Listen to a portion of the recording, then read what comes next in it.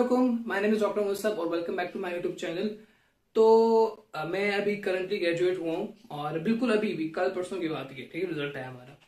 तो जब मैं एफएससी के अंदर था ना और जब मैंने एमडी कैट दे दिया था, नम्स दे दिया था, तो मेरे माइंड में ये नेक्स्ट क्वेश्चन था कि भाई मुझे पता था यार कि चलो मेरे एग्रीगेट मेरा अच्छा आएगा, 85 आएगा, 80 प्लस आएगा, 83, 84, 85 तक आएगा। लेकिन मुझे पता है यार कि मैंने अगर गवर्नमेंट में एडमिशन लेना है, मुझे अगर गवर्नमेंट के किसी भी मेडिकल यूनिवर्सिटी में एडमिशन चाहिए, अलामा इकबाल में चाहिए, किंग एडवर्ड में चाहिए, भरे पड़े हैं, ठीक है, तो मुझे एटलीस्ट 90 तो लेने लेने हैं, ठीक है। लेकिन ऑब्वियसली नहीं आ सके क्योंकि बहुत सारी रीजंस होती हैं, नहीं पढ़ सकता, या आपने पढ़ा हो लेकिन आपके कंपेटिटर्स इतने स्ट्रांग होते हैं कि आपको बस आप पीछे रह जाते हो, ठीक है। तो अब आपने क्या सोचना होता है कि भाई चलो नंबर मेरे आगे, और अब मैंने करना तो मैंने एमबीबीएस बीडीएस ही करना है, तो फिर अब मैं जाता हूँ प्राइवेट मेडिकल यूनिवर्सिटीज के पास। अब जो असल खिचड़ी है ना वो यहाँ बनती है कि भाई कौन से हम लोग मेडिकल कॉलेज या मेडिकल यूनिवर्सिटी में जाएं। अब आपके पास, अगर आप इस्लामाबाद के सिटीजन है तो आपके पास मल्टीपल ऑप्शन है। वतीम है, रावल है, एचबीएस है, अल नफीस है, यूसरा है, मारगला है, फिर रिफा है, फिर आईएमडीसी है, फिर एचबीएस है, फिर पता नहीं कितने भरे हुए हैं, ठीक है। 10 तो मैंने गिनवा दिए अभी, ठीक है, और उसके अलावा पता नहीं कितने हैं और। तो अब आपने डिसाइड करना है कि आपने जाना कहाँ पे है, ठीक है। तो उसके लिए कुछ क्राइटेरियाज है, ठीक है। और उसके लिए देखें, अगर आपने एमबीबीएस करना है तो उसकी कुछ स्पेसिफिक रिक्वायरमेंट्स होंगी, ठीक है। लेकिन अगर आपने बीडीएस करना है स्पेसिफिकली, तो भाई मैं 4 साल बीडीएस किया तो मैं आपको थोड़ा सा बेहतर गाइड कर सकता हूँ इस टर्म के अंदर कि भाई मैंने कोविड का टाइम भी गुजारा है, ठीक है। अब बीडीएस के अंदर क्या होता है नॉर्मली कि भाई आपसे कोई नहीं पूछेगा कि आपको ये फलां चीज आती है, दांत साफ कैसे करते हैं, आपसे लोग पूछने नहीं आएंगे, लोग आपसे करवाने के लिए आएंगे। तो आपके जो हैंड स्किल्स हैं अगर वो बेहतर है, वो कहते हैं ना मजदूर वाले हाथ होने चाहिए आपके, काम करने वाले हाथ होने चाहिए आप लोगों के, फिर आप लोग सक्सीड करेंगे। अब वो कैसे हाथ आएंगे, बेसिकली ये कि अगर आपने कुछ सीखा होगा कॉलेजेस के अंदर, कुछ पेशेंट पे प्रैक्टिस की होगी, तभी आप ये काम कर सकते हैं।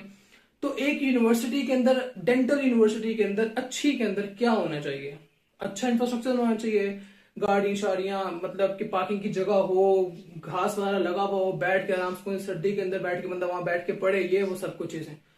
ये चीज भाई अगर मैं रिफा से ग्रेजुएट हूं तो रिफा में ये चीज नहीं है, पहली बात, ठीक है। दूसरी बात ये, अच्छे टीचर्स हो, कोऑपरेटिव टीचर्स हो, और आपको बहुत ज्यादा गाइड करने वाले हो, आपकी हेल्प करने वाले हो, और top of the list teachers हो, तो भाई रिफा इज द बेस्ट, जहां पे टीचर्स की भरमार है और अच्छे अच्छे टीचर्स, एक से एक अच्छा टीचर वहां पे मौजूद है। तो भाई आपके लिए फायदे फायदे वहां पे है, ठीक है। आपका फर्स्ट और सेकंड ईयर तो बड़े मजे से गुजरेगा। अब बात आती है थर्ड और फाइनल ईयर की। तो अब आपने थर्ड और फाइनल ईयर में करने हैं पेशेंट्स। अब थर्ड और फाइनल ईयर के अंदर टीचर्स के अच्छा होने के साथ साथ आपका जो हॉस्पिटल है वो मिडिल ऑफ द सिटी के अंदर होना चाहिए, ताकि वहां पेशेंट्स आ सके। जब पेशेंट्स आएंगे आपको पेशेंट करने का मौका मिलेगा, जब आपको पेशेंट करने का मौका मिलेगा तो आप 1 साल, 2 साल, 3 साल बाद इस काबिल होगा कि आप आराम से कौन से अपना क्लिनिक खोल सकेंगे और आप कहेंगे यार मैं पेशेंट आराम से कौन से कर सकता हूँ, जो कि एक नॉर्मल सी बात है। तो ये सब चीजें तब पॉसिबल होंगी जब आपको एक अच्छा क्लिनिकल एक्सपीरियंस मिलेगा थर्ड ईयर और फाइनल ईयर के अंदर, जो कि मुझे लगता है कि रिफा इस नंबर में सबसे ज्यादा ऊपर नंबर के ऊपर है कि भाई रिफा में जो पेशेंट फ्लो है बहुत अच्छा है, ठीक है, एज कम्पेयर टू अदर जो सराउंडिंग मेडिकल डेंटल कॉलेज वगैरह हैं, ठीक है। पेशेंट फ्लो बहुत अच्छा है, टीचर्स बहुत कोऑपरेटिव हैं, आपको आराम सुकून से पेशेंट करने का मौका, तो रिफा मामले में बहुत ऊपर है, ठीक है। और उसके बाद सबसे इंपॉर्टेंट चीज आती है वो ये आती है कि भाई कि जो आपका हॉस्पिटल है उसके एसोसिएशन साथ होनी चाहिए। ऑब्वियसली बात है, अगर आपके साथ कोई हॉस्पिटल ही नहीं है किसी डेंटल यूनिवर्सिटी के साथ, डेंटल कॉलेज के साथ, तो फिर उसका फायदा नहीं है, क्योंकि आपको फिर इतना दूर मूव करना पड़ेगा और ये सारी चीजें वगैरह। जब आप 4 साल बाद आपके पास हाथ में डिग्री हो, तो यार डिग्री ऐसी हो कि अगला बंदा देखे तो क्या यार ये जो यूनिवर्सिटी है ना बस ये बेस्ट यूनिवर्सिटी है।